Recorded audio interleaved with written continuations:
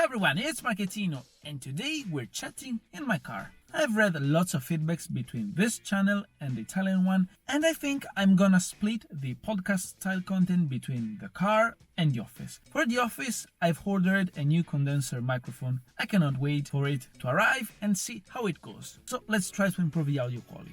And for today's video, as you can read through the title, you need a very strong stomach because, money doesn't buy taste, and sometimes there are people with way too much money that commission to tuning companies modified supercars that look really terrible, to say the least. And for today's video, I'm gonna show you 10 supercars that have seen better days. So viewer discretion is advised. The content you are about to see is very strong.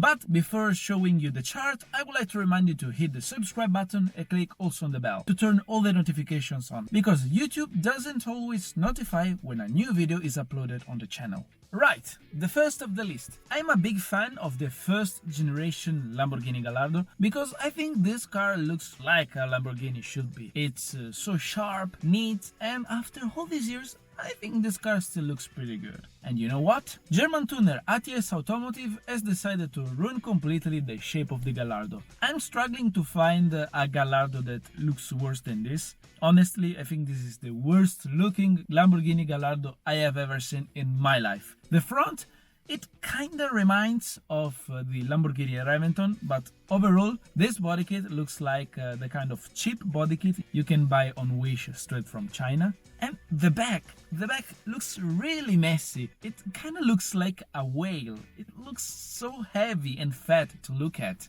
So they wanted to make the Gallardo more aggressive and mean looking, but in reality, I think they did a terrible job on this car. Not to mention the air intake on the top of the car, because if you look closely, well, it's fake. It's completely useless. The whole body kit is so pointless. Why would you spend money to make your Lamborghini look terrible? And guys, this is just the first of the list. Let's move to Japan, because the workshop called Office K has put the end on the Ferrari 458 Spider, and well, this is the result. Some Japanese people are really eccentric. I've been to Japan twice and I've seen many bizarre things. And well, this is one of those. Because this car has been named Golden Shark, and well, you can tell why.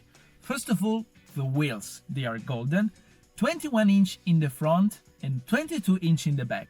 Sure, those Forgiato wheels stand out. Not to mention the front, you can really see the flashy wrap. They made the front look like a shark. Of course, it's not something I will do on a road car.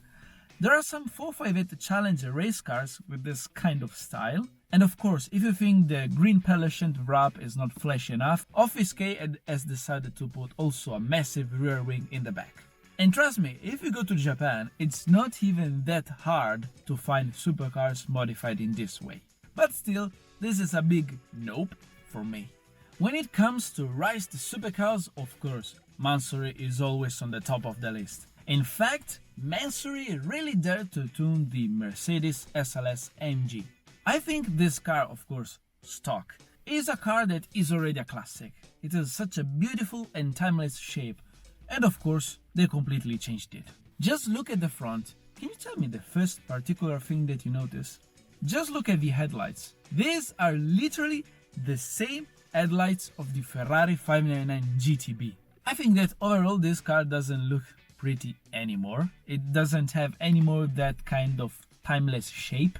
The car is more squared, it looks even more messy with those grills, vents, the massive rear spoiler. I think with this car they completely messed up what the Mercedes SLS AMG really is. But hey, if they build this kind of things, I guess that somewhere around the world there are people that actually like this kind of style and tuning. Personally, I'm not a big fan of this kind of extreme tuning.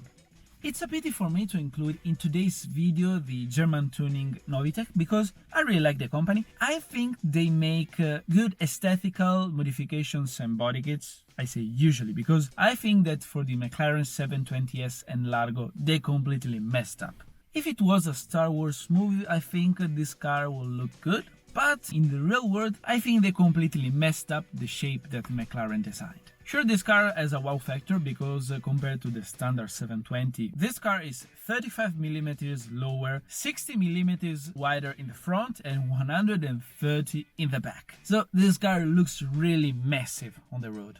What I like about Novitec is that they don't just make aesthetical modifications. Many tuners just propose aesthetical modifications because that's the maximum thing they can do. But when it comes to mechanical modifications, I think Novitec really offers quality stuff. In fact, I think that with this car, they made the 720 very close to hypercar performance because they tuned the 4-liter twin-turbo V8, which now produces 806 horsepower and 878 Nm of torque, which means this car goes to 100 km per hour in 2.7 seconds, 0-100 in 7.5 with a top speed of 346 km per hour.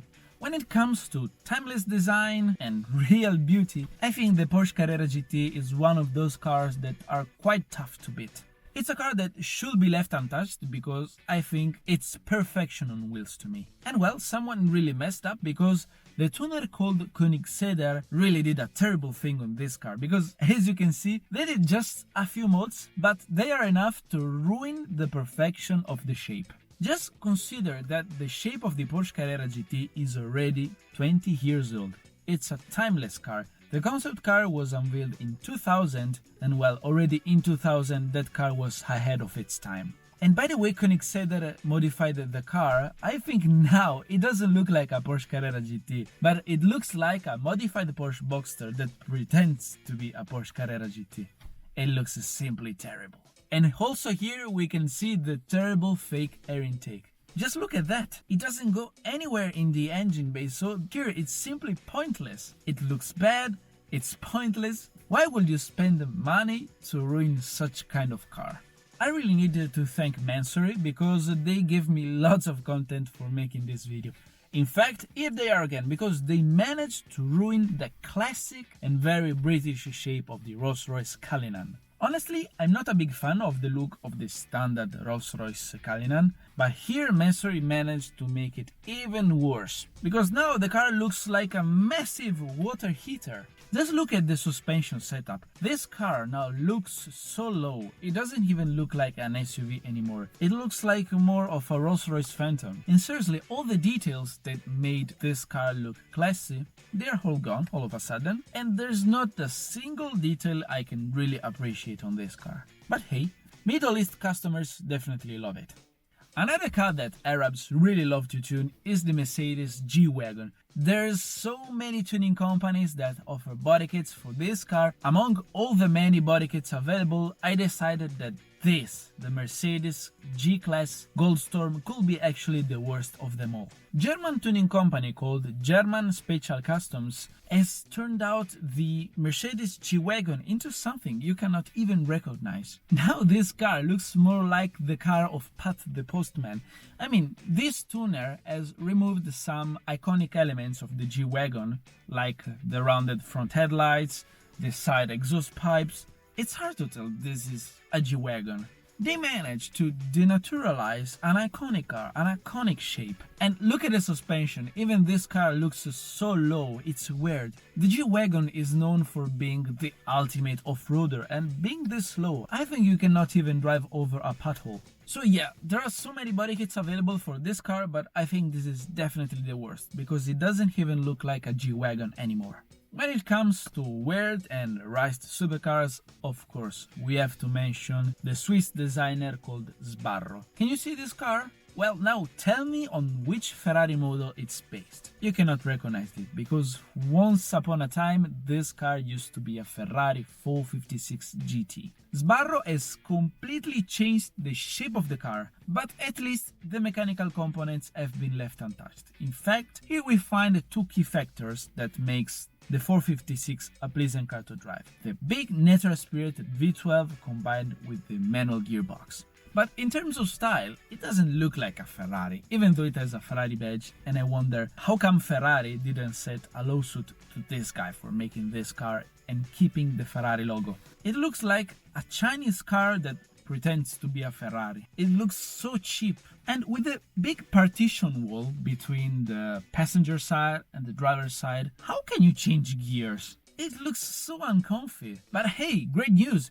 If you're interested in this car, well, it's actually up for sale. You just need to spend a mere 159,000 euros. I think this could be actually the worst spent money of your life. You can actually buy real and good looking Ferraris for that amount of money. When it comes to timeless shapes that should be left untouched, I think also the Mercedes SLR McLaren is a good example. But hey, I think the German tuner called Klassen didn't hear us. It's called the Klassen, but this car doesn't have a lot of Klassen. Because what used to be a timeless and good looking car now looks like a Mercedes SL or an SLK with a body kit that comes straight from AliExpress. It's incredible to see how someone really dared to touch a car like the SLR McLaren to turn it like a piece of rice.